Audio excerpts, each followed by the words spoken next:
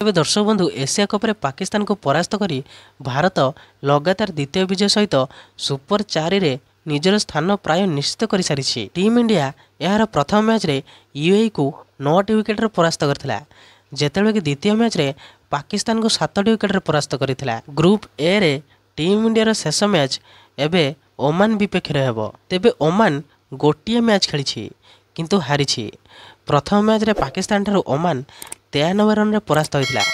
भारतीय दल वर्तमान भल फॉर्म रे अछि। तेबे सूर्यकुमार यादव दल ओमान विपक्ष मैच रे विजयी होई सुपर 4 रे अपराजित प्रवेश करिया चाहिए। भारत एवं ओमान दल 19 सेप्टेम्बर रे परस्पर को भेटिबे।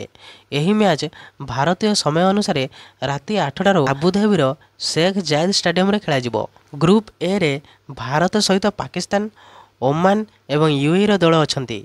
भारत क्रमागत 2टी विजय सहित 4 पॉइंट सहित पॉइंट टेबुल शीर्ष रे अछि, जेतेबेले कि पाकिस्तान 2टी मैच रे गोटिए विजय रु 2 पॉइंट सहित द्वितीय स्थान रे अछि। एही ग्रुप रे ओमान एवं यूएई रो दल विजय रो खाता खोली नाहांती।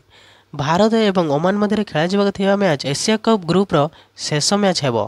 ଏହା ପରେ सुपर 4 राउंड आरंभ हेबो। सेप्टेम्बर 20 रु सुपर 4 मैच खेला जिवो। तेबे भारत तार द्वितीय मैच रे पाकिस्तान को 7टी विकेट रे परास्त करिछि, जेतेबेले ओमान दल भारत सहित मुकाबला करिया पूर्व सेप्टेम्बर 15 रे तार द्वितीय मैच रे यूएई सहित मुकाबला करिवो। तेबे भारत एशिया कप ट्रॉफी जितिबार एक दृढ़ दाबीदार।